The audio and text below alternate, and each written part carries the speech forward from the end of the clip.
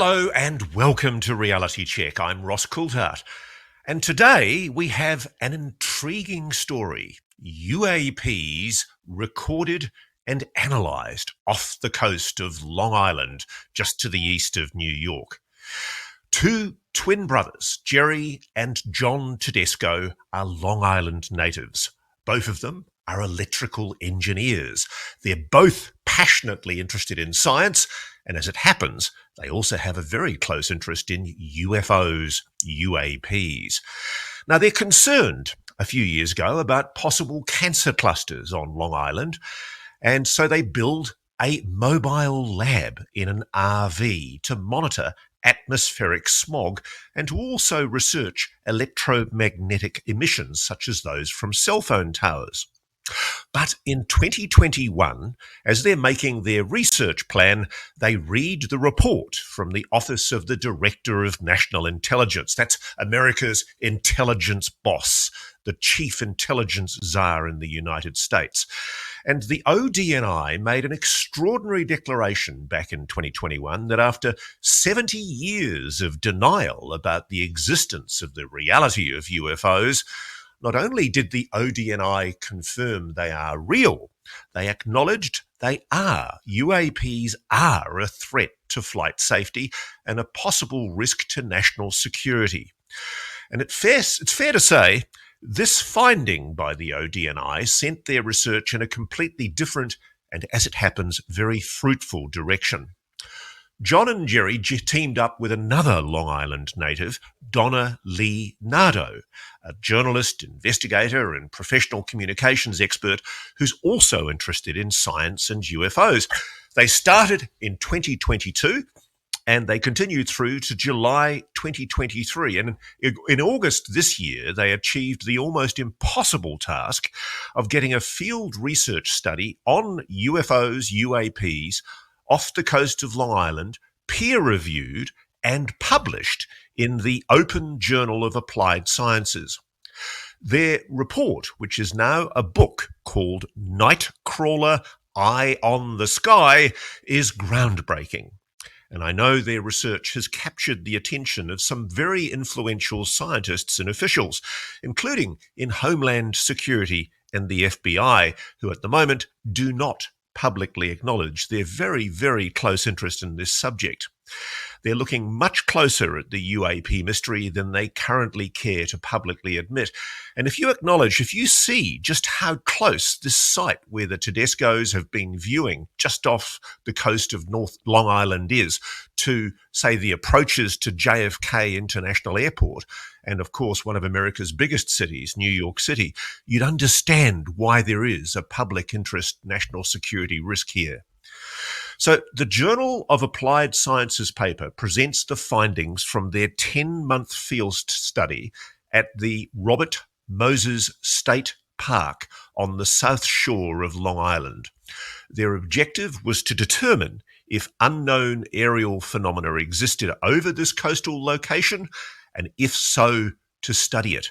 And boy, have they done well. So guys, welcome to Reality Check. And I suppose to kick off, how far away is this site where you were doing your study from the location that Navy pilots off the east coast of the US were seeing anomalous objects frequently, and as I understand it, still do?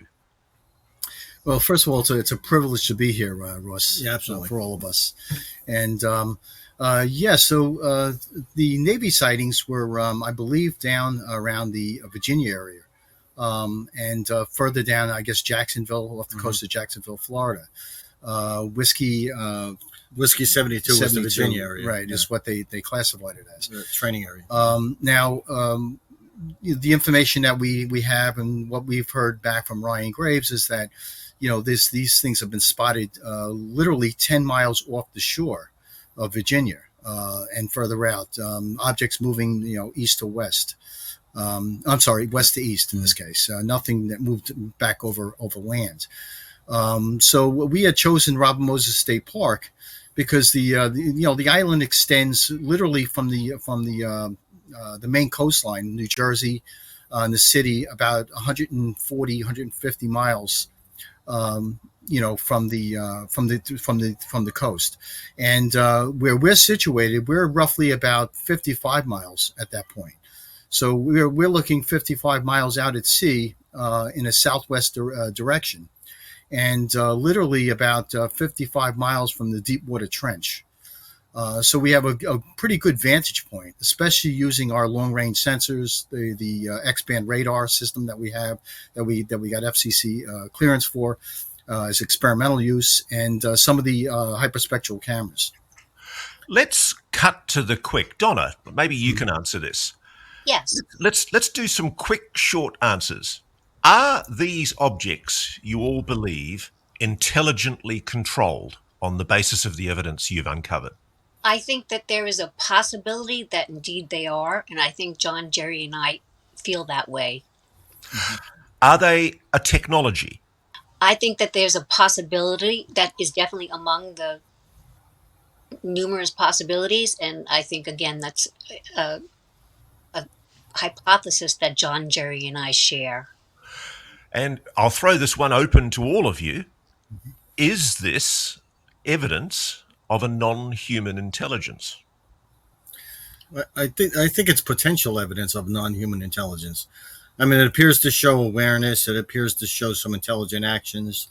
At times, occasionally you'll see it meander along the shoreline, these objects, or they'll loiter along the shoreline. But they also would also show an awareness of us being out there, Yeah, and actually responds to some of the things we're doing. Right. And we've used LiDAR. We've used long-range torches, both visible light and invisible light in the infrared, and we've had reactions. We have almost like a form of acknowledgement or communications. So when you say acknowledgement, what do you mean? What happens? So in one particular case, we had an object that once we hit it with a infrared torch, we noticed that in the night vision cameras, this object suddenly moved its position away from the torch. It seemed to evade it evaded the light, and it did it several times. Look, my favorite video of all of the ones you've got, and it's called the Peekaboo video. Yes. And there's a road sign. Is this shot on infrared? There's a road sign, and you see a whitish orb coming out from behind the road sign. So obviously not far away from you. It's on the beach. And it seems to be coming out, peeking at you, and then tucking back behind the sign again. Yes. It was very unusual that night. We were just preparing the instrumentation and setting up the infrared cameras, and we noticed in the recording that the cameras itself had recorded an object that literally appeared from the right side of the sign. And as I moved the camera back to that direction, because I caught this in the camera at the corner of my eye, and I said, I saw something. And I tracked this object. As I focused the camera on it, the object moved suddenly behind the sign again. And it did this several times. As I moved the camera away, the object came out from behind the sign, and then was basically chasing it back and forth. So that's an object that appears to know you're working with some kind of camera technology. It knows it's being monitored, and it's trying to avoid being captured on camera.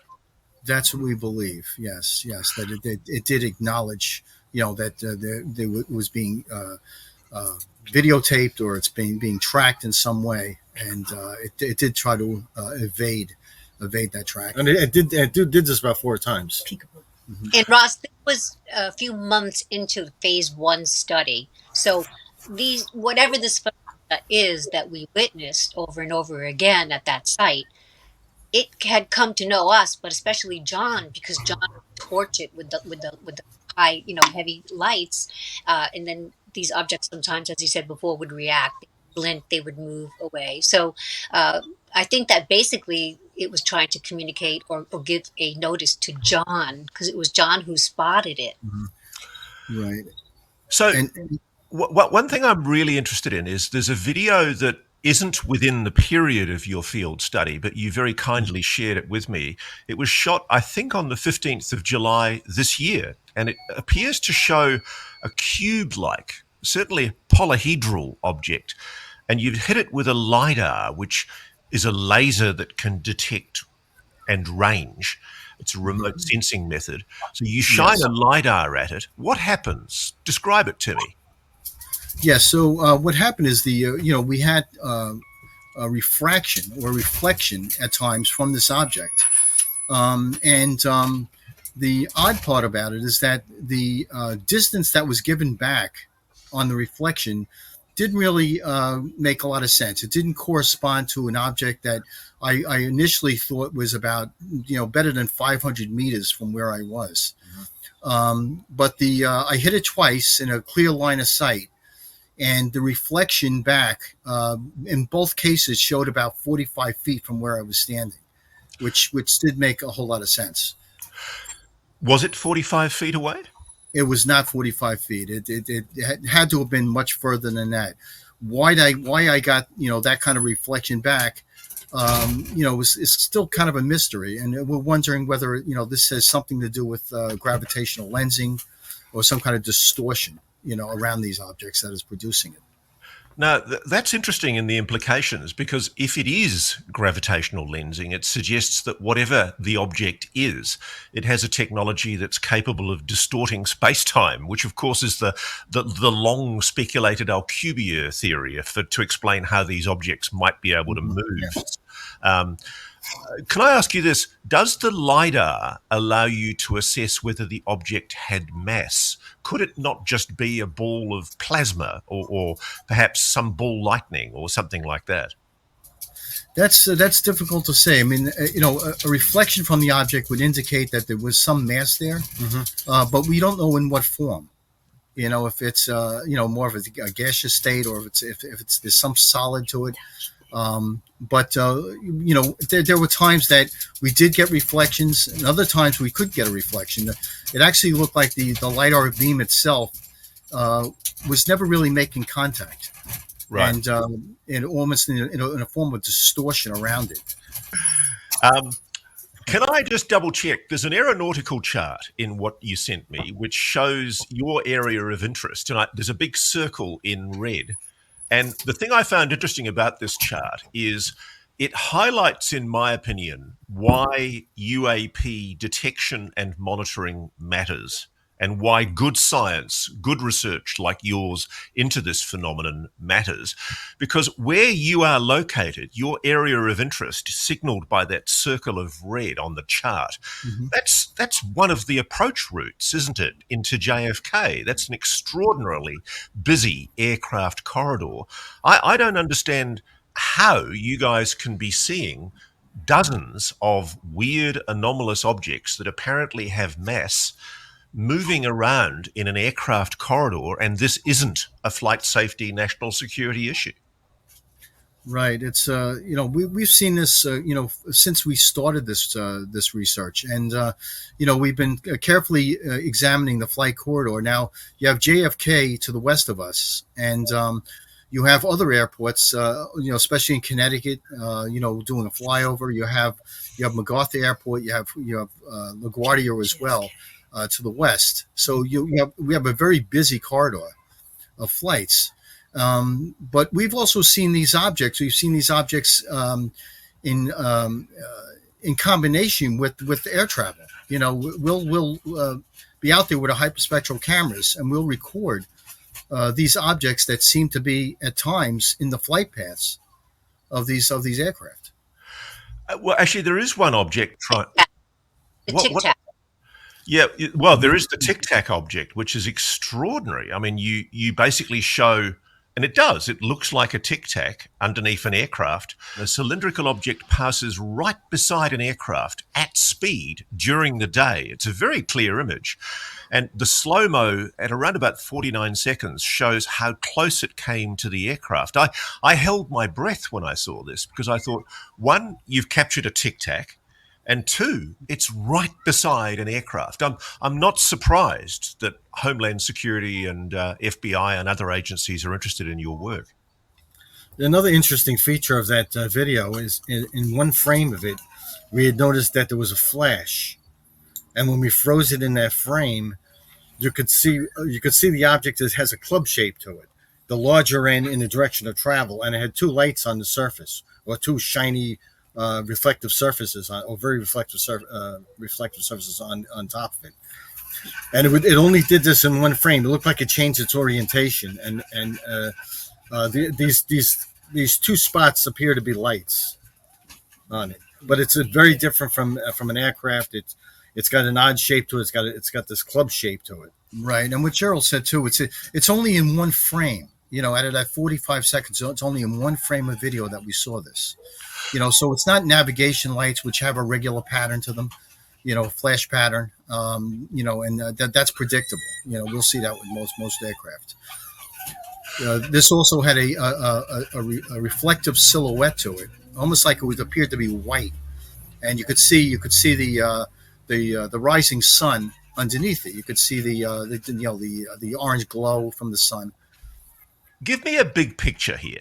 You did this study over 10 months at this Robert Moses State Park on Long Island, just to the east of New York. How many objects of an anomalous nature did you see? And what's your rough conclusion? I mean, what do you think this is? So in this case here, we've seen one that appeared to be almost like a tic-tac shape.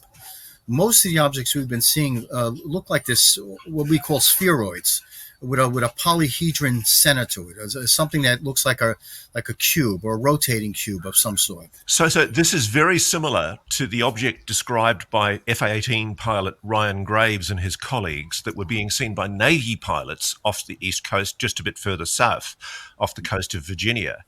Have you seen the phenomenon of I think it's the cube within the sphere? What we've been seeing is it's more of a polyhedral shape to it, but depending on on how many sides this polyhedron has, I mean, you could have a side that looks perfectly square and lit up, and if it's the more sides it has, the more rounder it becomes. So it could look like a sphere around a cube. Right, and the spin rate is variable too. It's not, we've seen them rotate at a relatively slow pace, and then other times we'll see them where they seem to almost speed up. They accelerate, and when they accelerate, they get brighter and they almost look like they give off this intense light, this spheroid light, which it's the colors vary from orange, white, red, green. We've seen, and they can be pretty intense. Can I ask? Do you ever see these objects with kind of a plasmatic hue around them, some kind of aura around them? A lot of scientists I've spoken to say that if there is a propulsion system, you might see a purplish hue. Have you seen that? Yes. As a matter of fact, we have to have a video of one with a bluish or purplish hue around it. Yeah, it's in a video, but we also have a UVC detection on it. Mm-hmm. Now, the UVC is an ultraviolet C-band detector. These are very sensitive binary detectors, and we've had it out there. And in this particular case, while observing the object, our detector went off several times, indicating that there was a UV energy that was coming off of this object. UV is indicative of a plasma or some kind of a discharge, an arc of some sort that's giving off this particular wavelength. Did you pick up any gamma radiation, any dangerous ionizing radiation? Nothing like that. We that might have been too far from it, maybe distance-wise, but we were always monitoring for the higher energy radiation, for alpha, beta, gamma, and so forth. That's not something that we were able to indicate. Donna, can you do the broad brush for me? I'm really interested in getting a summary, a short encapsulating paragraph that summarizes the scope of your work and how many objects, how many anomalous events you recorded. Can you give me that rough pen sketch?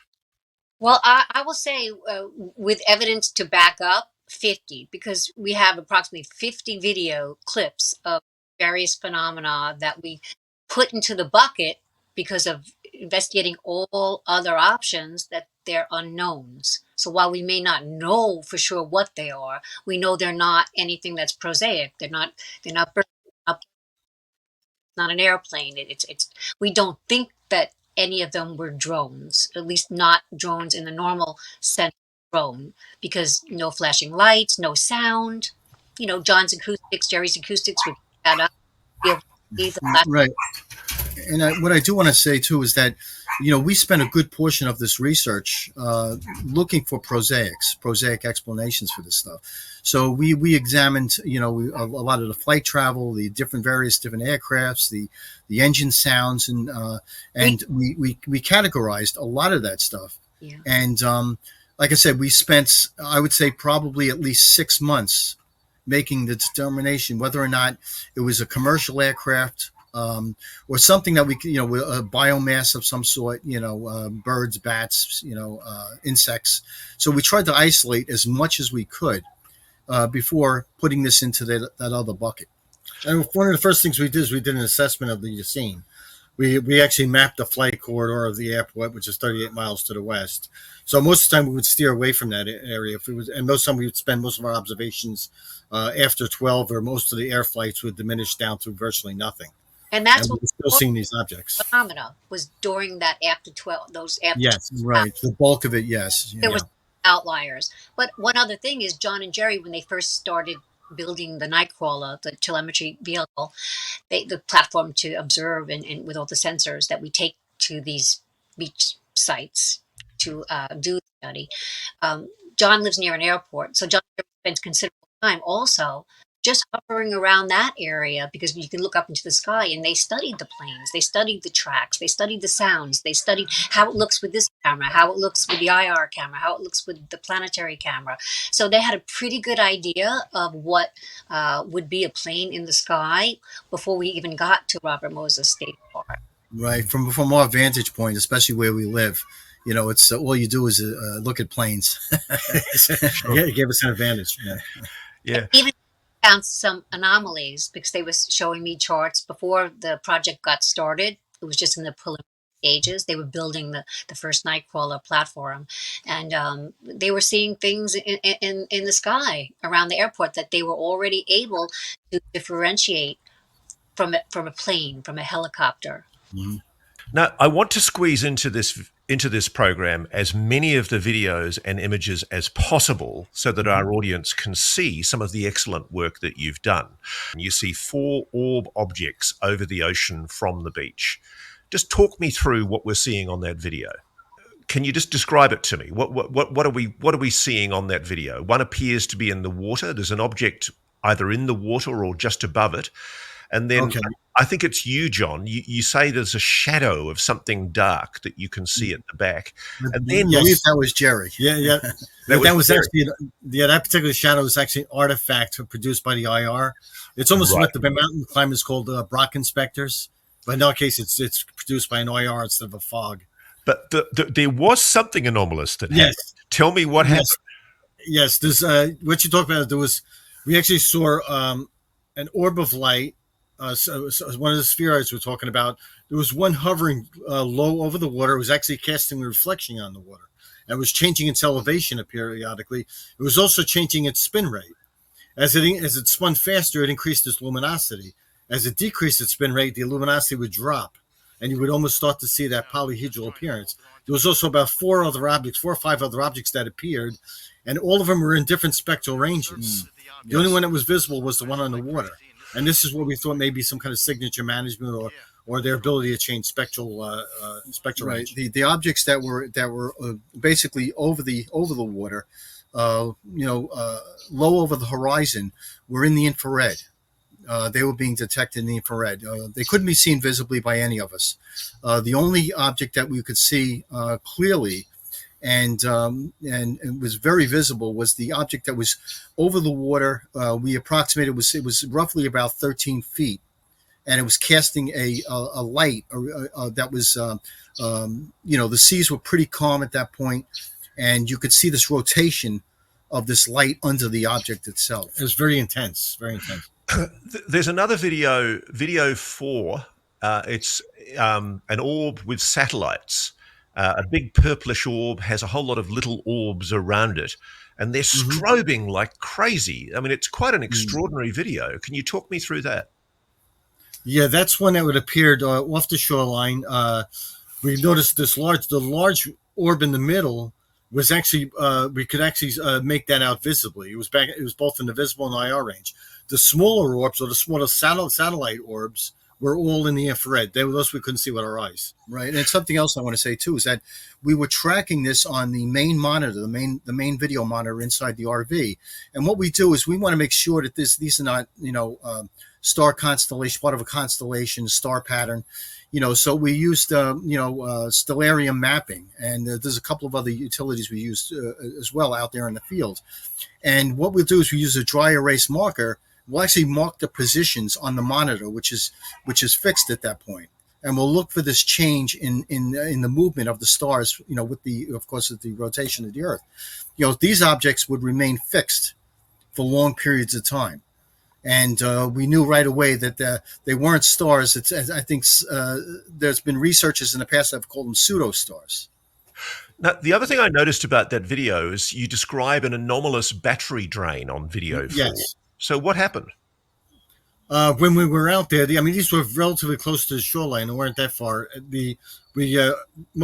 the hyperspectral cameras we had a full battery drain, and we had checked the batteries before we went out there. So that was something we couldn't explain, and that's happened several times when we have these kinds of encounters. Now, this is obviously a very common phenomenon with people who try to record with cameras anomalous phenomena. It seems to be able to screw back with us by draining our electrical devices. How often did that happen to you? Probably at least half a dozen times, maybe. Yeah, maybe over the period of 2 years, at least six times that we were pretty sure how charged with the charge state of the batteries. And there's no reason that the batteries should have discharged as quickly as they did. You actually had a time where we actually had a complete power failure, even the generator cut out. Yes. Well, that's that famous scene in Close Encounters, isn't it? Where the craft appears and then everything goes dead. I have to admit, there are times in your videos where even you guys sound like, you're pretty seasoned observers, all three of you. But there's times when all of you sound a bit freaked out as the objects are coming towards we you. were. And it happened often. We were spooked. It's like an episode of Blair Witch Project. It's quite funny because on video 20, you see the three objects in a distance. It's about 12:30 at night, so it's dark. It's the witching hour. And I think, John, you say on the audio, we just had a close encounter. It came right up to us on the beach. We ran like a bunch of p***ies. Excuse the language. It was an embarrassing moment for us. It wasn't our high point.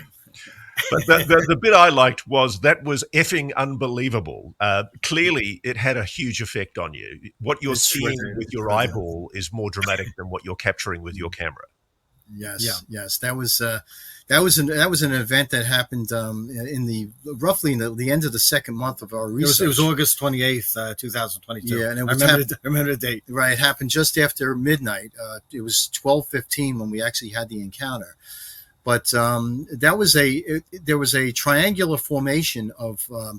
We weren't sure if it was a part of one object, but I would say that right now the consensus is that there was three separate objects. Well, we confirmed it because when we watched that video the second time around after the recordings were made, is we had panned over to the right, and the objects actually separated and they rose in elevation.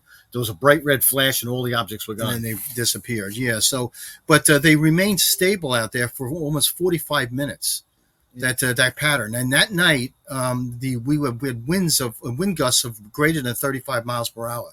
So, for something to remain as stable as it was, I mean, it wasn't drones, it wasn't balloons, it wasn't these weren't any fixed, of that stuff. These weren't fixed positions, and even a helicopter, you're going to have movement with those kind of winds. You're not going to have something. No sound at all, and nothing visible, nothing in the visible light. It was all in the infrared. There's one particularly interesting video. I think it's first shown in video 5. It's called Merging Sky Objects with Cohension. And you see a large glowing object that seems to be flickering. And then it moves up and perhaps into another object that seems to be hidden inside the cloud. Can you talk me through that one? Yes, that one caught us by surprise. We were, we were nearing an area called Democrat Point. And I had been videotaping an object up there, and The object it seemed to have rotation to it. It was giving off like a kaleidoscope of color as it was rotating. And tracking the object, I realized that there was another source of light that was coming down from the cloud layers, and it was getting sharper and sharper, and it seemed to form the same shape as the object that I was visualizing up to that point. And the object never really did come down from the cloud layer, but you could see the brightness, intensity of it. And then this object that I had been tracking seemed like it cohesed or fused with the other object, and they synchronized rotation together.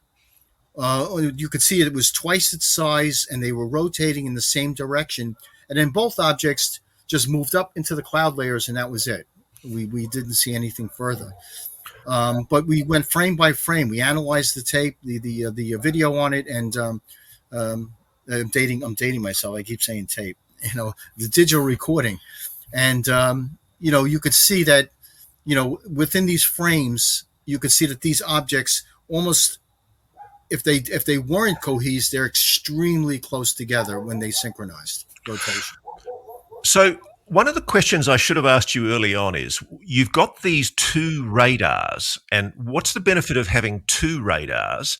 And a further question on this question is, how often were you able to confirm that the objects that you were seeing were solid enough to register on radar? Right. I'll start it out. We have two radars on top of the vehicle. We have one in a horizontal axis and one on a vertical axis. And the reason being is we've got a better cross section of the object.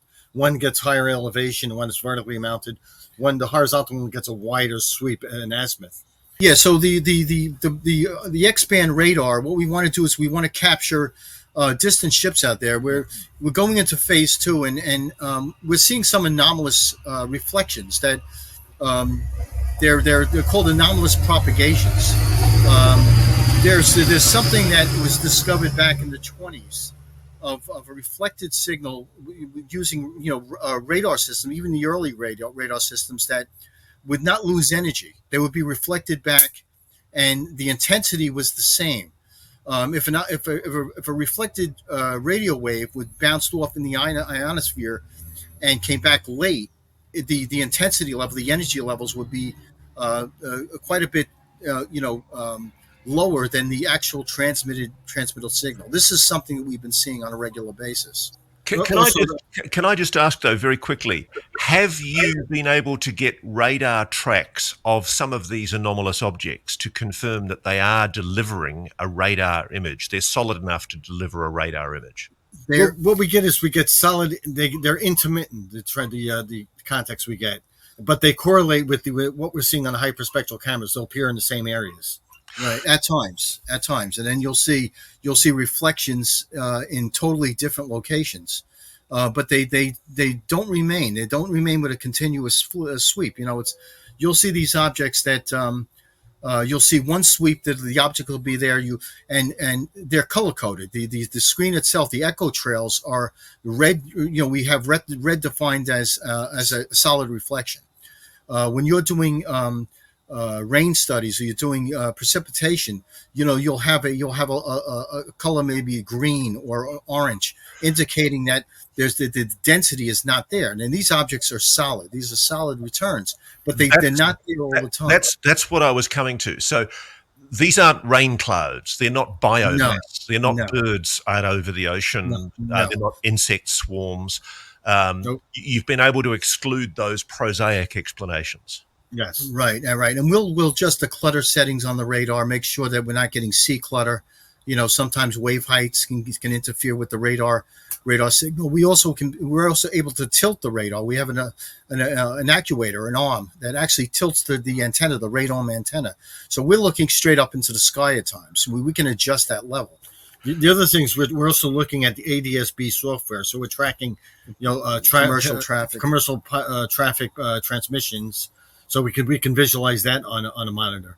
The other thing is for biomass, we could see that with hyperspectral cameras very easily. And we're also tracking the merchant ships out there as well with marine apps. It's called Mara apps. Mara apps. So we're watching for all these things and trying to identify as much as we can identify.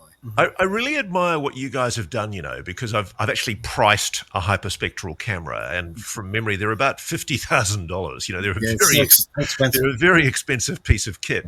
You really have put your heart and soul into this as a scientific project, haven't you? We have. Yeah, we put our best in it. It's a big investment in equipment and a huge dedication. I mean, just to be out there, for hours at a time, sometimes not seeing anything, and it's you got to be patient. You got to be vigilant as far as especially with researchers like Donna, and we had some other researchers out there, but they're not being paid. They're out there volunteering their time for 12 hours all night long. That's right. One thing I want to move to is the 5 observables. Lou Elizondo talks about the 5 observables, the various phenomena, the anomalous phenomena signs. And one of the videos that you've got appears to show one of those observables. Video 6, NIR water orb and hovering orbs. You see an orb seemingly moving in and out of the water, which suggests that whatever these objects are, they're transmedium. Do you agree? Yes, because we had a couple of instances where some of these objects we had noted them touching down on the water, and they would seem to pass through the water without disturbing the water, which was interesting. Yeah, and we recorded that several times. We use in that case we use we have a camera. One of the hyperspectral cameras is Swire. It's a shortwave infrared, and what that gives us is it's the water has a high absorption rate at that wavelength, so it comes up black. There's nothing else you can see other than the dark ocean. But if there's an object that is on top of that water, it's seen very clearly in Swire. So we can see that object, and if it submerges like we believe it did, it didn't disturb the water. It just kind of shrunk in size, and it seemed to be under the water. So you do think it actually went into the water and showed no visible, what I'm looking for is it showed no visible disturbance to the surface of the water as it entered. Exactly. That's what we noted. We haven't seen any disturbance of the water, which was very odd. There's another document which I think is really important, and it shows a disc-shaped object, almost a craft-looking object. It has the purplish glow that we were talking about earlier. And if I'm not mistaken, in this still image, it shows a bright underlight. Do you know the one I'm talking about? Is this? I think it's a still picture. They look like a square inside the circle. Yes, that's right. That's the one we. That's the still frame. Right. Okay. So that was a still frame. That was from the observation in August 28th. That was the encounter that we had at the time. There was an object that under the triangle. There was an object that seemed to literally fall out of the sky, and Donna observed it first, and we were able to track it with the cameras, the infrared cameras, the night vision cameras, and this object seemed to move closer to our location, to the shoreline, and then back off again. And what we ended up doing was we were hitting it with a visible torch, 100,000 lumen light. And we were all able to see the reflection. It was no longer infrared. We could see the reflections from the flashlight. And I was able to take still images from it and enhance those images. And it appears like there's some kind of an opaque or translucent dome around a polyhedral shape in the center of it. That's what excited me about that still video. And you see a small orb that comes out from a distant triangle, and it's coming towards you on the beach. Yeah. And John, you light it up with a gigantically powerful torch. Yes, and there was 4 of us out there that night. There was we had Donna, we had Sue, Gerald, and myself, and we all had our hyperspectral cameras. We had the night vision cameras with us, and once I hit the object with the light, everybody was able to see these objects. And I think Donna can, you can attest to that also. That the object was giving off a reflection. But That was. my goggles, my IR goggles, failed. Mhm. Oh, that's right. Her particular. Those Yeah, during an incident with Donna's talk, has three of our cameras. One thing I want to caution is if you talk over each other, you audio sound deaden the other person. So can I just get Donna's account, please? Well, while John and Gerry were having this encounter, Sue, she's a registered nurse, and I were prepping the Nightcrawler for other other protocols, and we actually at some point heard a scuffle, and we looked and we saw John and Gerry running, but not fast because they couldn't. It was beach sand they were running through. We were parked right at the opening of the cut, and I knew, and so did Sue, that something had happened, but we had no idea until John and Gerry calmed down and told us what had happened. That they had spotted something in the sky. Something came out of the water. They both. One fell, then the other fell. Temporarily, they could not move. Then they were able to get up. They thought maybe this was a weapon. They weren't sure, so they wanted to get back to the Nightcrawler. And so we saw them. We heard them huffing and puffing. Then we saw them, and we realized that they were distressed, so something was up. And so they updated us, and then, I don't know, we spent like maybe 10 minutes, 15 minutes discussing it, and then we all hightailed it back to the beach, and we still saw that formation, those 3 points of light, but not with the eye at all, only with the working cameras, because my goggles had failed back at the Nightcrawler for a reason I don't know why. And then there were other failures that night. So, you do get that. You get the battery drains, and we did also experience equipment failure for no reason. And so, John and Gerry, that's where the comment was made. You guys were obviously very upset about what had happened. You'd been paralyzed. And so that's why you ran like a bunch of Yeah. Exactly. I'd say pretty much. So describe to me, John and Gerry, what happened when you were actually paralyzed, presumably by this object that came towards the beach? It's not something even today we can't really wrap our heads around as far as what came over us, what it was that produced that effect, but it was a physical effect. It was a biological effect. I tried to move away from it. I had observed a rectangular beam of light that was being it seemed to reflect my IR rangefinder on my lunar optics night vision. And every 1 second flash, I could see this object getting much closer to our location. Finally, it overloaded the cameras. The cameras were washed out with it looked to me like, the infrared light. When I pulled the camera down, I couldn't see anything other than, just sky. But in the cameras were actually overloaded by some kind of an infrared radiation, infrared energy. And as I turned to move away from the shore, I said to my brother, I said it's on top of us. And as I turned, my legs gave out. I collapsed. I just collapsed onto the sand, and I couldn't coordinate my legs under me to pick myself back up. And this happened to both of you? Yeah, Gerald, when I heard John yell and that he couldn't get up, he couldn't move. I didn't understand it, so I tried to pull him back up, and he was starting to regain his strength. It was less than a minute, the effect. Then I collapsed, and I lost all strength and muscle tone in my legs. I couldn't do the same. I couldn't coordinate my legs underneath. I'd use my arms to actually pull myself in the sand. And while this was happening, there was something happening to our camera, the camera was working intermittently, but it recorded an event. It recorded something that entered the optics, some sphere of light that got beyond the iris of the camera, which is bizarre because the iris. I used to be a camera technician. I used to repair these cameras, service these cameras before engineering, and the intensity of the light. With the iris motor, you have a diaphragm in there that closes down, and it closes down instantly if there's intense light to protect the CCD. So it's a loop that the gain control that actually shuts this stuff down and adjusts the light level coming in. This seemed to be working. The iris motor seemed to be working, but the intensity of the light was beyond. It looked like it was beyond the iris motor when we looked at the playback. almost looked like there was an intense form of light inside, just beyond the iris mother. So you know what I mean by the sixth observable. There's a lot of talk that there's not 5 observables, there's 6, and the sixth observable is biological effects.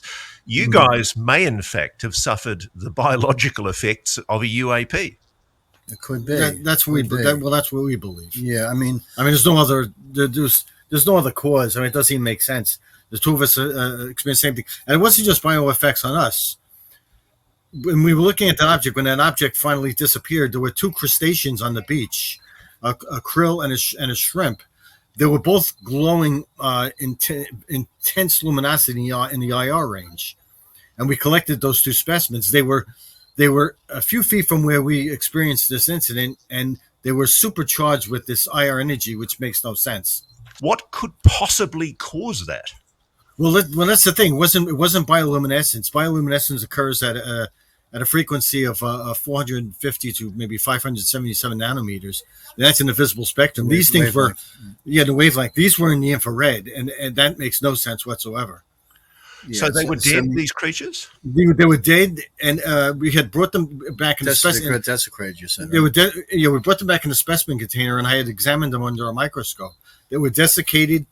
Both of them had large openings in their thorax. It looked like the internal organs avulsed. It looked like a thermal expansion effect of the insides being bursted out. So there are so many incidents, and I could keep on going all day, guys. But honestly, there are so many incidents in what you've described and shot in your videos. That there is one that intrigued me though, because it's actually not over the beach. It's video 36, Holbrook incident, and you see a huge light over a backyard. What's that story? Okay, so this is what we think is another example of a hitchhiker effect.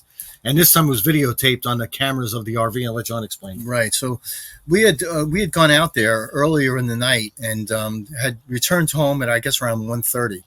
And I live roughly about 25 minutes from the research location at Rob Moses State Park.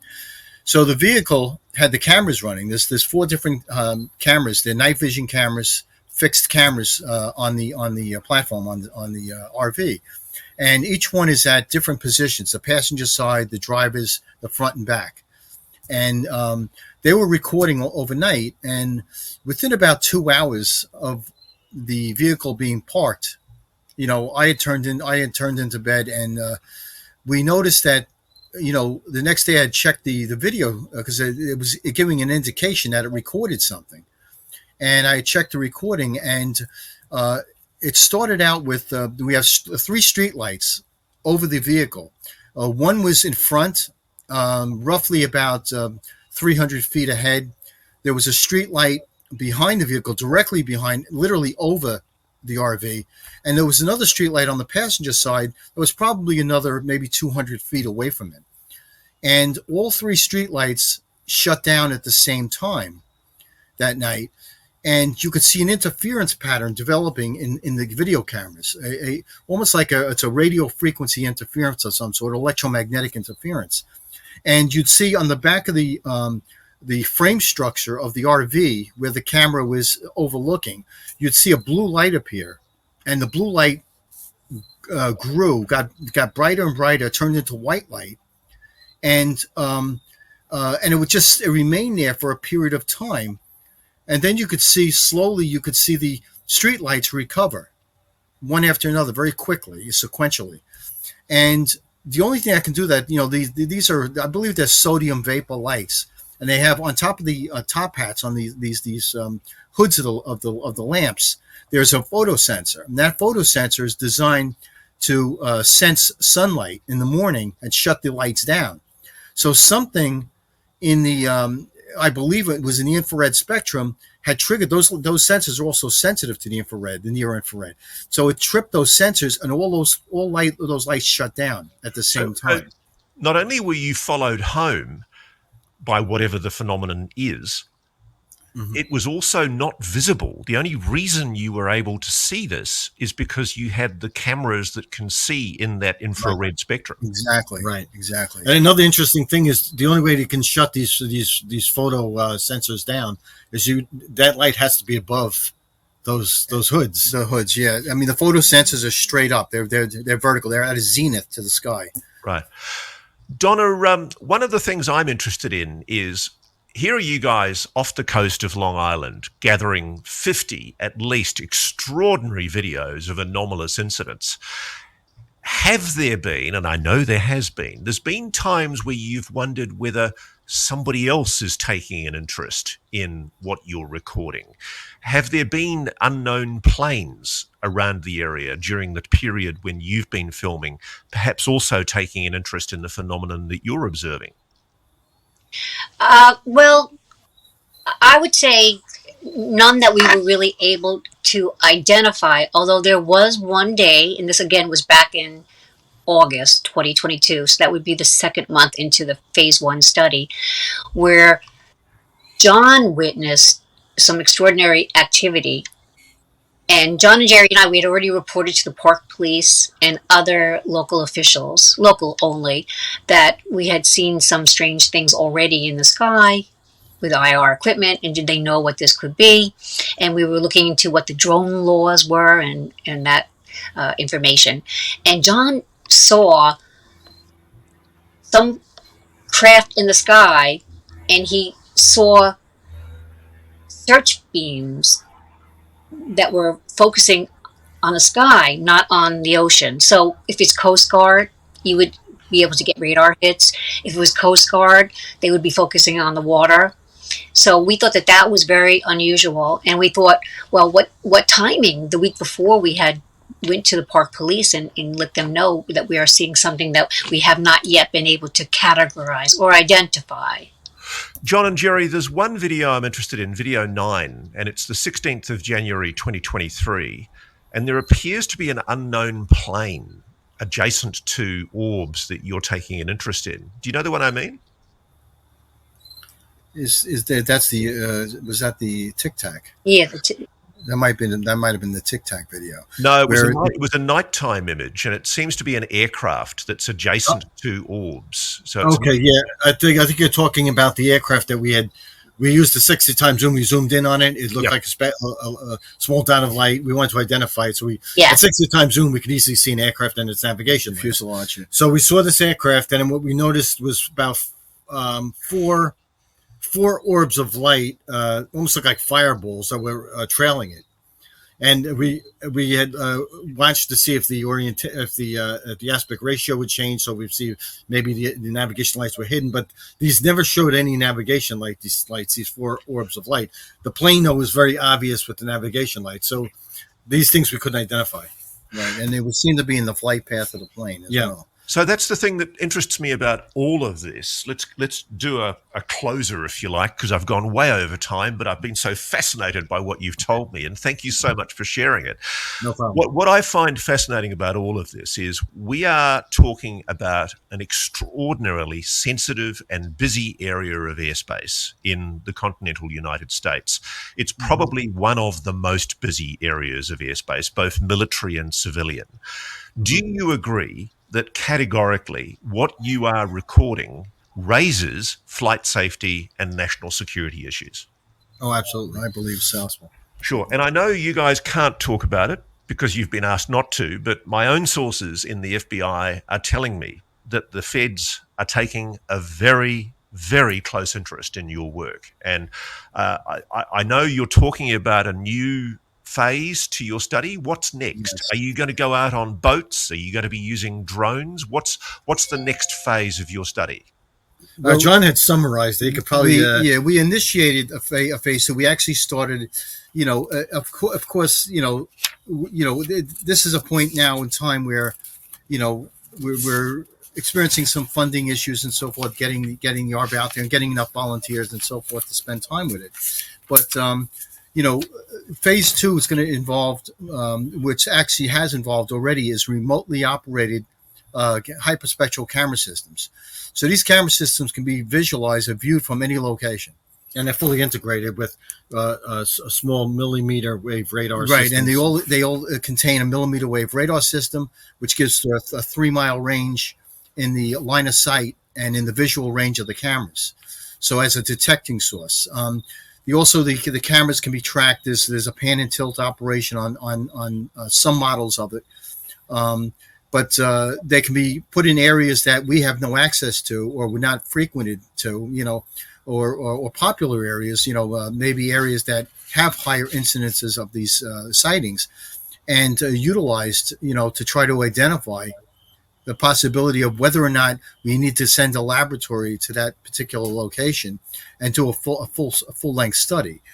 Again, this is, we're also using extensive use of millimeter wave radar because we kind of suspect that what we're getting back on some of these returns is that there's a delay in the signal, and this is something, like I said, it's been talked about since the 1920s. We're just wondering why, and we've had a couple of really interesting radar anomalies where we would use the background, ships in the background that were basically 9-12 miles out, and use that as a reference, and our returns would show elongated track patterns, almost like they were being delayed, because we have a mechanical circulating radar system.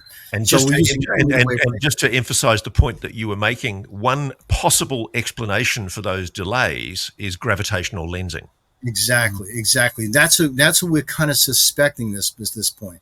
So what would cause gravitational lensing? Let's take this to its logical conclusion. Some kind of propulsion device, perhaps? Some kind of propulsion system, and which correlates, we believe, with these odd frequencies that we've been getting as well. So we're trying to put this all together as a means of detection of these objects, using fixed system satellites, using GPS locators and that sort of thing, because the same would happen to any radio signal as well as light, in the full electromagnetic spectrum. We can see the same distortion with LiDAR. John, Gerry, and Donna, I just want to take my hat off to you guys. What the work that you have done is exceptional. It's astonishing, and it exemplifies everything that I think all of us want to see in citizen science trying to validate and investigate the phenomenon. So congratulations to you, and I think I speak for everybody watching this. We really are excited by the work that you're doing. If I can promote or assist in any way in helping you get further publicity on this issue, please let me know. I'm very, very excited by the methodical quality science that you've done here.